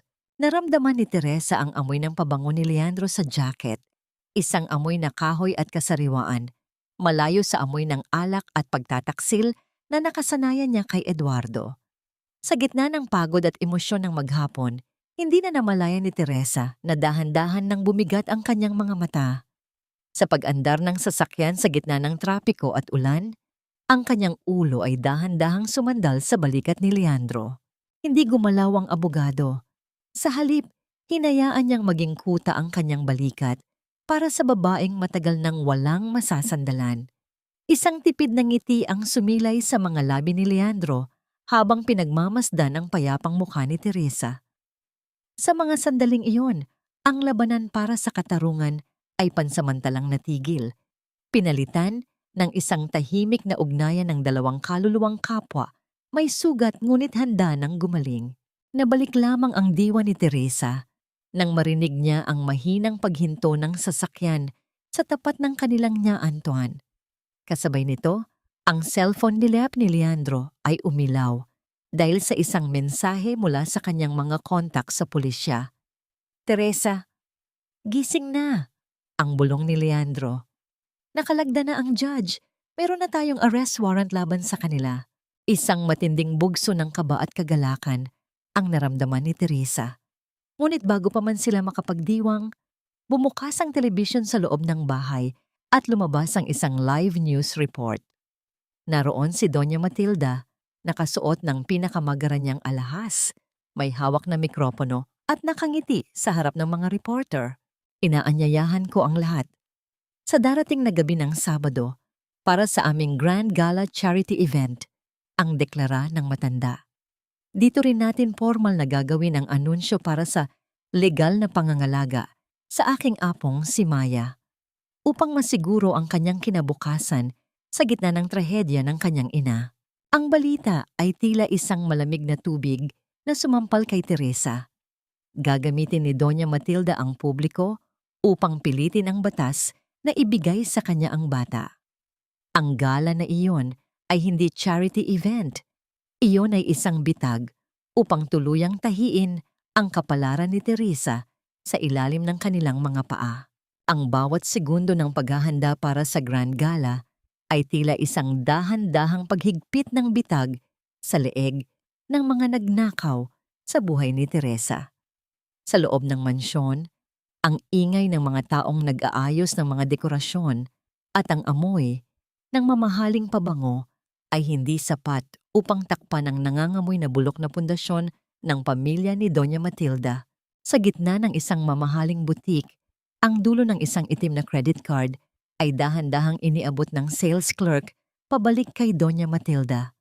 Ang mukha ng clerk ay puno ng pag-aalinlangan at bahagyang takot. Ipagpaumanhin ninyo po, Doña Matilda. Ngunit ang inyong card ay hindi tinanggap ng bangko. Nagkaroon po ng aberya sa sistema. Ang mahinang sabi ng clerk. Ang kanyang boses ay tila isang malamig na hampas sa mukha ng matanda. Naramdaman ni Doña Matilda ang isang malapot at malamig na pawis na gumulong mula sa kanyang sentido. Ang kanyang mga kamay na may suot na naglalakihang diamante ay nagsimulang manginig. Alam niya ang ibig sabihin nito. Nagsimula na ang pag-freeze sa kanyang mga ari-arian. Ngunit ang kanyang kapalaluan ay mas matimbang kaysa sa kanyang takot. Naglabas siya ng isa pang card mula sa kanyang pitaka. Ang kanyang mga mata ay nanlilisik sa galit. Subukan mo uli. Marahil ay sira ang inyong makina. Ang bulyaw niya, ngunit sa loob-loob niya, ang bawat tibok ng kanyang puso ay tila isang mabilis na tambol ng paparating na sakuna. Sa itaas na bahagi ng mansyon, ang ingay ng mga gamit na marahas na inihuhulog sa loob ng isang maleta ay umalingaw-ngaw sa pasilyo. Si Stella na wala na ang matatamis ng ngiti ay mabilis na nag-eempake. Nakita niya ang bawat babala at naramdaman ang paglubog ng barko. "Huwag kang umalis, Stella! Maayos din ito ni Mama!" Ang pagsusumamo ni Eduardo, ang kanyang boses ay garalgal at puno ng pagkamakaawa. Nakaluhod siya sa harap ng babaeng akala niya ay katuwang niya sa lahat. "Bitawan mo ako, Eduardo. Hindi ako sumama sa'yo para maghirap. Ang sabi mo ay ikaw ang hari rito, pero wala ka palang kwenta kung wala ang nanay mo." Ang malupit na sagot ni Stella bago marahas na itinulak ang lalaki. Ang tunog ng pagbagsak ni Eduardo sa sahig ay tila ang huling hininga ng kanyang natitirang dignidad. Habang nagaganap ang kaguluhan sa mansyon, sa loob ng isang maliit at payapang silid, hawak ni Teresa ang kanyang huling karayom. Tinatapos niya ang isang disenyo sa laylayan ng isang Filipiniana na kulay pula. Isang kulay na sumisimbolo sa dugo ng mga ilustre at sa apoy ng kanyang muling pagkabuhay. Sa bawat tusok ng karayom, tila may isang alaala siyang ibinabaon at isang bagong lakas na itinatali. Sa gitna ng kanyang konsentrasyon, ang dulo ng karayom ay bahagyang tumama sa kanyang daliri. Isang maliit na patak ng dugo ang lumabas at dahan-dahang dumampi sa puting sinulid ng borda, tila isang selyo ng kanyang panunumpa. Hindi niya ito pinunasan, hinayaan niya itong maging bahagi ng kanyang sining, isang sining na nabuo mula sa sakit at tagumpay. Nang matapos ang huling tahi, itinaas ni Teresa ang damit. Ang disenyo ng isang ibong Adarna na tila lumilipad palabas ng isang hawla ay nagniningning sa ilalim ng ilaw. Ito ang kanyang baluti. Ito ang kanyang pahayag. Lumabas si Teresa mula sa kanyang silid, nakasuot ng marangyang pula na Filipiniana. Ang kanyang bagong gupit na buhok ay maayos na nakastyle, nagpapakita ng kanyang mahabang leeg at ang kanyang matapang na mga mata. Naglagay siya ng bahagyang lipstick na kasing kulay ng kanyang damit. Isang matapang na pahayag ng isang babaeng hindi natakot harapin ang kahit anong unos. Nakatayo si Leandro sa dulo ng pasilyo, naghihintay. Nang makita niya si Teresa, tila tumigil ang paghinga ng abogado. Ang respeto at paghanga sa kanyang mga mata ay hindi maikakaila. Ang babaeng nasa harap niya ay hindi lamang ang tunay na heredera. Siya ay ang simbolo ng katarungang matagal nang ninakaw. "Napakaganda mo, Teresa. Hindi lamang sa panlabas, kundi sa lakas na nananalaytay sa iyong mga ugat." Ang mahinang sabi ni Leandro habang inaalok ang kanyang braso. Ngumiti si Teresa, ang kanyang unang tunay at matapang na ngiti. "Salamat, Leandro. Ngayong gabi, tatapusin natin ang kwentong sinimulan nila." Sa labas, ang sasakyan ay naghihintay. Ang ulan ay tumigil na, ngunit ang gabi ay nananatiling malamig at madilim. Habang papasok sila sa sasakyan, nakita ni Teresa ang kanyang sarili sa salamin. Ang tunay na Teresa Maria Ilustre. Ang bawat paghihirap Bawat luhang pumatak at bawat tusok ng karayom ay nagdala sa kanya sa sandaling ito. Ang liwanag ng mga headlight ay tumama sa kalsada, tila isang landas ng apoy patungo sa mansyon. Alam ni Teresa na sa pagdating nila roon, walang sino man ang makakahinto sa daluyong ng katotohanan. Ngunit sa gitna ng kanilang pagbiyahe, isang tawag ang natanggap ni Leandro mula sa isang hindi kilalang numero. Ang mukha ng abogado ay biglang nagbago. Naging mas seryoso at may bakas ng pagkabahala. Ano iyon, Leandro? Ang tanong ni Teresa, naramdaman ang biglang pagbabago ng hangin sa loob ng sasakyan. Ang mga loan shark na inutangan ni Doña Matilda, hindi sila makapaghintay hanggang matapos ang gala. Ang sagot ni Leandro, ang kanyang boses ay tila isang babala ng isang mas malaking panganib. Nasa paligid sila ng mansyon, Teresa, at hindi sila doon para sa charity. Ang bawat sulok ng Marangyang Ballroom ay nagniningning sa ilalim ng dambuhalang mga chandelier na kristal, tila mga bituin na bumaba sa lupa upang saksihan ang isang kasinungalingan. Ang amoy ng mamahaling sampagita at ang mahinang tugtog ng orkestra ay bumabalot sa bawat bisita. Ngunit sa likod ng marangyang dekorasyon ay ang nangangamoy na takot ni na Doña Matilda. Tumayo ang matanda sa gitna ng bintana ng entablado, nakasuot ng itim na Filipiniana na may mga diamanteng tila mga luha ng demonyo. Sa harap ng mga reporter at ng mga pinakamayayamang pamilya sa lungsod, nagsimulang magsalita si Doña Matilda. Ang kanyang boses ay puno ng peking pait at drama. Ang gabing ito ay hindi lamang para sa charity. Ang panimula niya, habang dahan-dahang pinupunasan ang gilid ng kanyang mata na wala namang luha. Ito ay para sa proteksyon ng aking apong si Maya. Napakasakit para sa isang ina na makitang ang kanyang manugang ay tuluyan ng nilamon ng dilim ng kaisipan. Ang pagtakas ni Teresa ay isang malaking banta sa kaligtasan ng bata. Kaya naman, sa harap ninyong lahat, hinihiling ko ang inyong suporta para sa legal na pangangalaga sa bata upang hindi siya lumaking ligaw sa katotohanan. Narinig ang mga bulungan ng mga sosyalera sa paligid.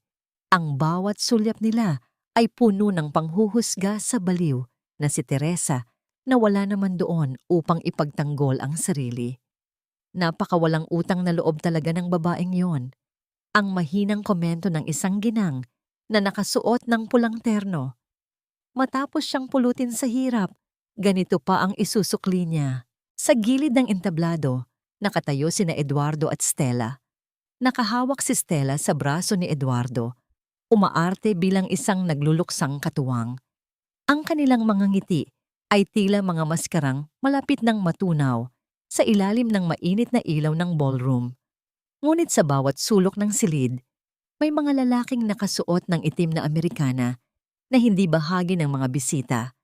Ang mga loan shark na naghihintay ng kanilang kabayaran, tila mga buwayang nakatitig sa kanilang huling pagkakataon. Biglang, ang malalaking pinto na gawa sa matigas na kahoy ng nara ay marahas na bumukas. Ang tunog ng pagtama ng pinto sa dingding ay tila isang kulog na nagpatigil sa orkestra at sa bawat bulungan ng mga tao. Isang babae ang pumasok.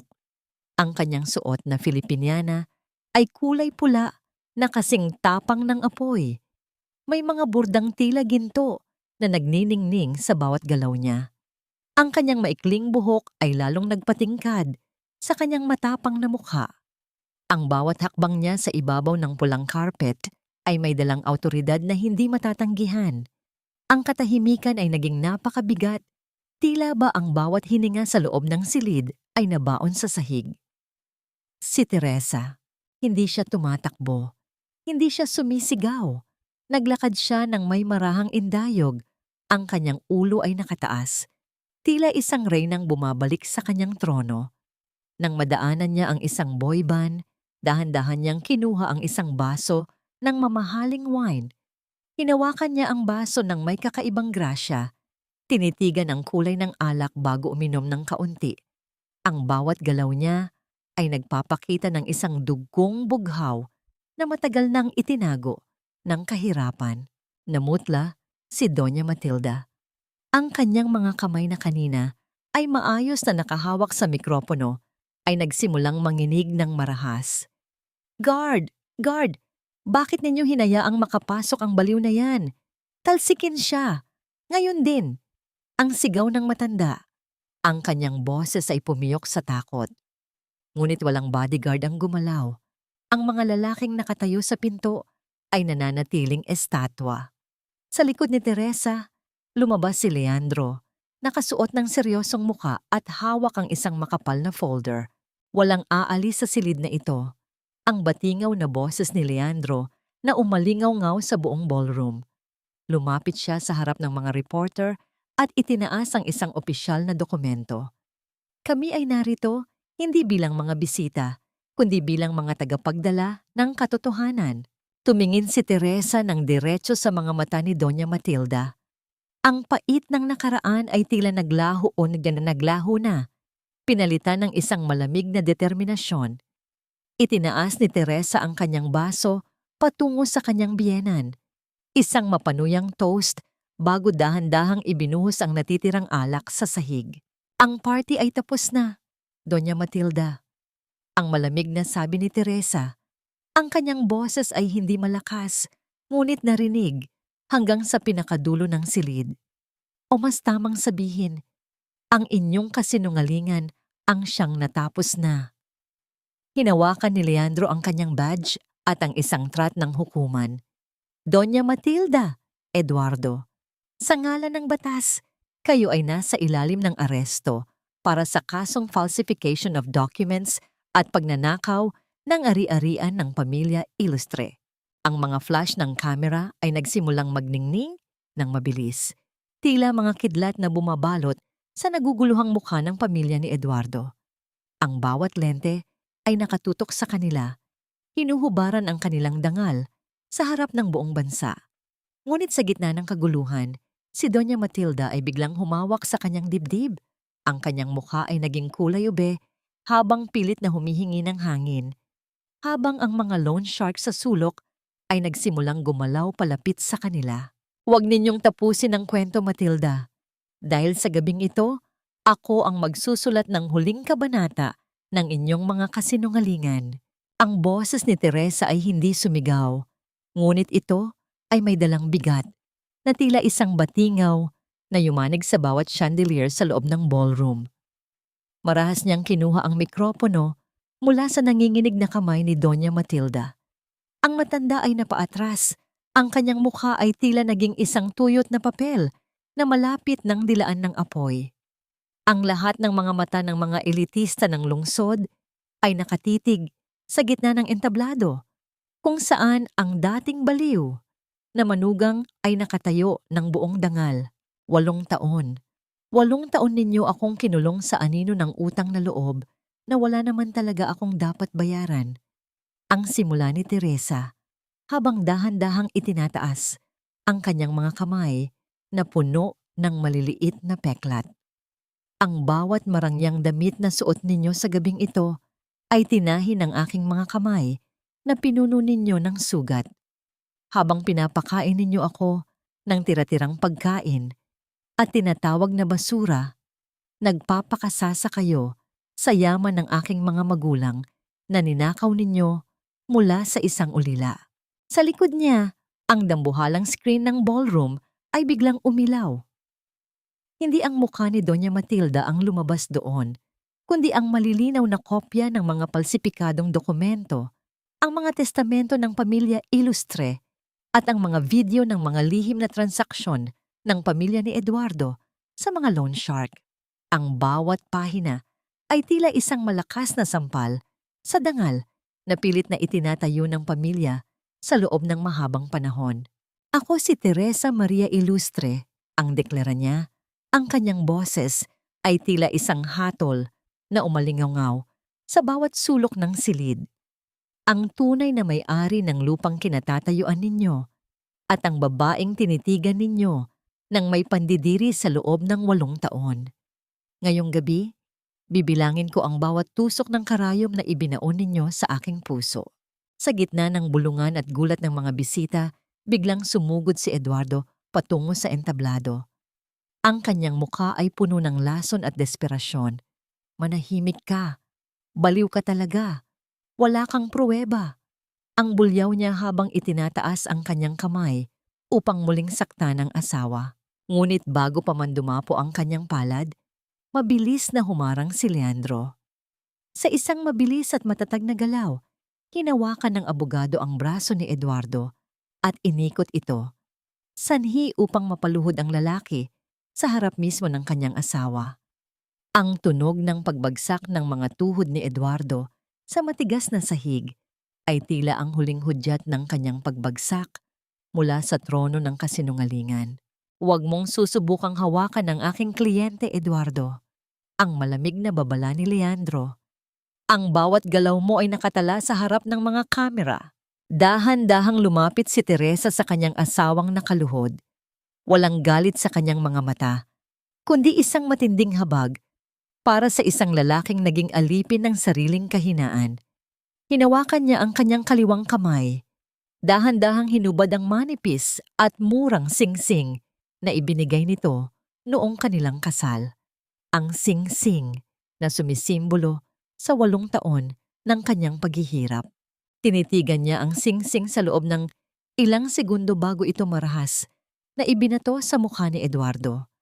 Ang maliit na metal ay tumama sa pisngi ng lalaki bago gumulong sa sahig, tila isang basura na wala ng halaga. Hindi mo ako minahal, Eduardo.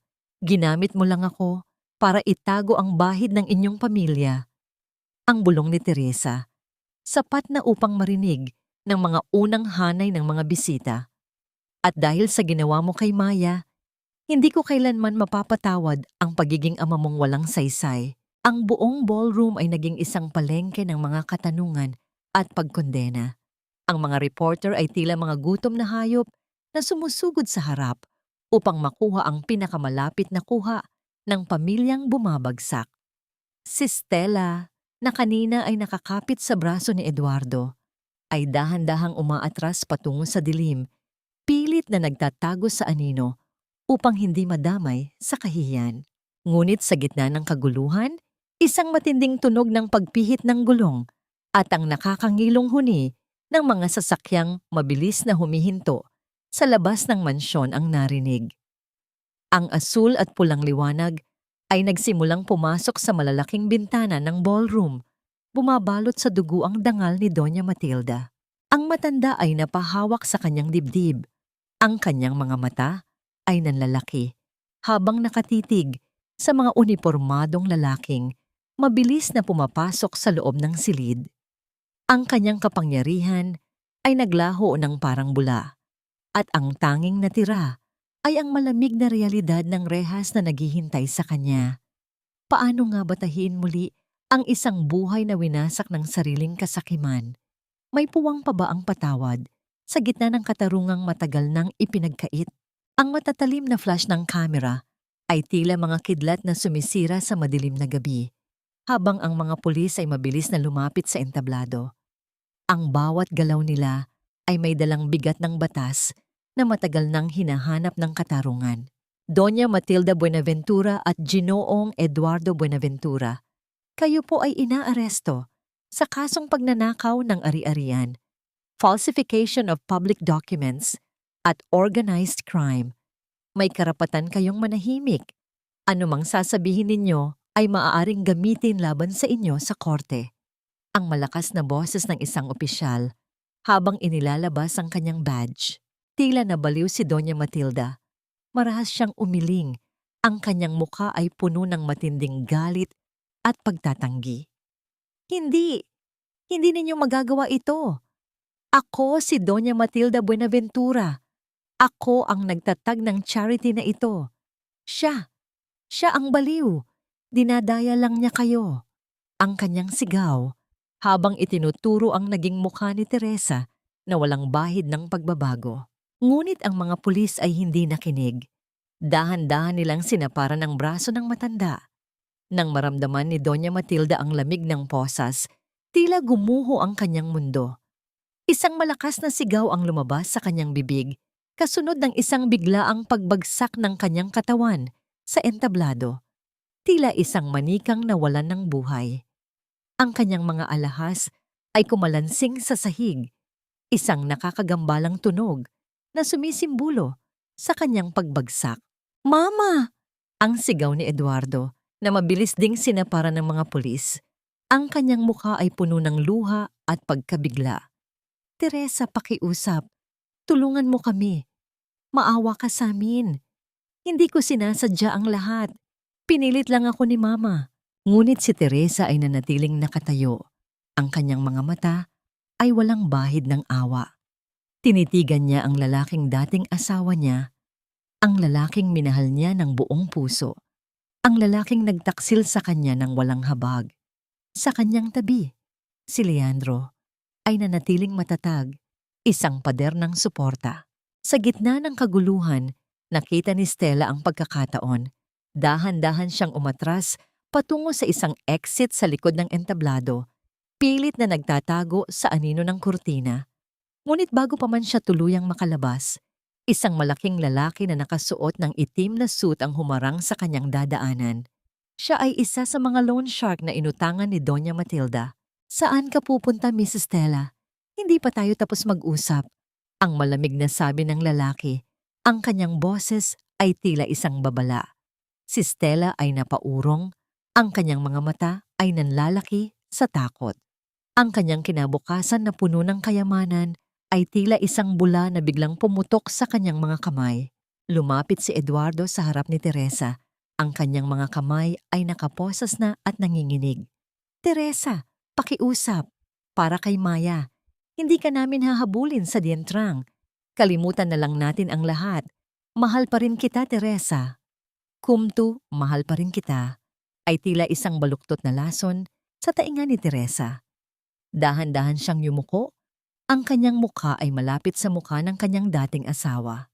Walang utang na loob sa mga magnanakaw ng buhay. Ang kanyang mahinang bulong. Ang kanyang boses ay malamig at walang damdamin, tila isang hangin na dumadaan sa isang patay na puno. Ang kanyang mga mata ay nanatiling blangko. Walang bakas ng pagmamahal na dating inialay niya para sa lalaking ito. Ngunit may isang bahagyang ngiti na sumilay sa kanyang mga labi. Ito ay hindi ngiti ng kagalakan, kundi isang ngiti ng isang kaluluwang sa wakas ay nakalaya na. Itinaas ni Teresa ang kanyang ulo, dahan-dahang tumalikod mula kay Eduardo at humarap sa mga reporter. Ang mga pulis ay dahan-dahang inaalalayan si Doña Matilda at Eduardo palabas ng ballroom, habang ang mga loan shark ay marahas na hinahatak si Stella. Ang mga halakhak, sigawan, at ang tunog ng mga sirena ng pulis ay umalingaw-ngaw sa buong mansyon. Lumabas si Teresa mula sa magulong ballroom. Si Leandro ay naghihintay sa kanya sa labas, hawak ang isang payong, handang protektahan siya mula sa nagkukumpulan ng mga reporter. Ang ilaw ng mga kamera ay nagpapatuloy sa pag-flash, ngunit hindi na ito nakakapagbigay ng takot kay Teresa. Sa bawat hakbang niya, naramdaman niya ang init ng hangin sa kanyang mukha. Malayo sa malamig na kasinungalingan ng nakaraan, nang makalabas sila sa mansyon, hinarap ni Teresa ang mga reporter. Ngunit bago pa man siya makapagsalita, ang mga mata niya ay tumingin sa malayo, sa papalabas na liwanag ng umaga. Ang kanyang mukha ay payapa, tila isang karagatan na matagal nang binabagyo ngunit sa wakas ay nakahanap na ng kanyang kapayapaan. Isang bagong simula ang naghihintay. Ang mga karayom ng dangal ay hindi na ginagamit upang tahiin ang mga damit ng mga mapang-api, kundi upang tahiin muli ang mga sugat ng isang pusong matagal nang naghihirap. 3 taon na ang lumipas. Ang dati mansyon ng mga ilustre na minsang naging pugad ng kasinungalingan at pagdurusa ay ngayoy muling nabuhay sa ilalim ng pangalan nitong Illustre Weaving and Embroidery Hub. Hindi ito isang marangyang tahanan, kundi isang kanlungan, isang silid-aralan, at isang paggawaan para sa mga kababaihang tulad ni Teresa, mga biktima ng pang-aabuso, ng pagtataksil, at ng mga sistemang humahawak sa kanila sa ilalim. Sa gitna ng malawak na halamanan na puno ng sariwang bulaklak, si Maya, na ngayoy 10 taong gulang na, ay masayang naghahabulan sa mga kababaihang nagbuburda sa ilalim ng lilim ng isang dambuhalang puno. Ang kanyang tawa ay tila musika na nagpapagaan sa bawat pasanin ng mga kababaihan doon. Ang kislap sa kanyang mga mata ay nagpapakita ng isang hinaharap na puno ng pag-asa. Malayo sa dilim ng kanyang nakaraan, nakatayo si Teresa sa harap ng isang salamin sa loob ng kanyang opisina. Dahan-dahan niyang hinaplos ang maliliit na peklat sa kanyang mga daliri, ang mga marka ng mga karayom na minsan ay sumisimbolo sa kanyang pagkaalipin. Ngayon, ang mga peklat na yon ay mga medalya ng kanyang tapang, ng kanyang pagbangon. Ang kanyang mga mata ay nananatiling payapa, tila isang karagatan na matapos hagupitin ng malakas na bagyo ay nakahanap na ng kanyang katahimikan. Nakapatawad na ba siya? Hindi niya pinatawad ang mga taong nagnakaw ng kanyang pagkatao, sina Doña Matilda at Eduardo na ngayoy nakakulong at nabubulok sa rehas. Hindi niya pinatawad si Stella na nawalan ng lahat at namumuhay sa kahirapan. Ngunit pinatawad niya ang kanyang sarili. Pinatawad niya ang dating Teresa na nagpakulong sa sarili sa takot, sa paniniwalang wala siyang halaga. Ang pagpapatawad na yon ang nagpalaya sa kanya, ang nagbigay sa kanya ng kapayapaan na mas matimbang kaysa sa anumang yaman. Mama! Papa Leandro! Tingnan ninyo po ang bulaklak na nakuha ko. Ang malakas at masayang boses ni Maya ang pumuno sa opisina. Lumapit ang bata, bitbit ang isang sariwang pulang diamante at inilagay ito sa buhok ni Leandro. Ang abogado, na ngayoy masaya at may ngiti sa kanyang mga labi, ay yumuko at hinalikan ang noo ng bata. Opisyal ng kinupkop ni Leandro si Maya bilang kanyang anak, at ang pamilya Ilustre ay muling nagkaroon ng kumpletong tahanan. Dahan-dahang lumapit si Leandro kay Teresa, niyakap niya ang babae mula sa likod. Ang kanyang mga kamay ay dahan-dahang gumapang sa kanyang baywang. Ang kanyang baba ay dahan-dahang sumandal sa balikat ni Teresa. Hindi ito isang mapusok na yakap, kundi isang tahimik na pangako ng pagmamahal na puno ng respeto at pag-unawa. Naramdaman ni Teresa ang init at seguridad sa yakap ni Leandro. Ito ang pagmamahal na matagal niyang ipinagkait sa kanyang sarili. Isang pagmamahal na walang halong pagmamay-ari, kundi isang pagtanggap sa kanyang buong pagkatao. Tumingala siya sa salamin. Ang kanyang mga mata ay nagtagpo sa mga mata ni Leandro. Sa pagitan nila, ang isang relasyong nagsimula sa gitna ng unos ay lumago at namukadkad. Ang aral na iniwan ng kanyang buhay ay malinaw. Ang utang na loob ay hindi dapat maging tanikala. Ang halaga ng isang babae ay hindi nasusukat sa kung gaano siya kahusay magtiis, kundi sa kung gaano siya katapang lumaban para sa kanyang sarili at sa kanyang mga mahal sa buhay. Ang tunay na yaman ay hindi sa lupa o ginto, kundi sa dangal ng isang pusong natutong magpatawad, magpalaya at muling magmahal.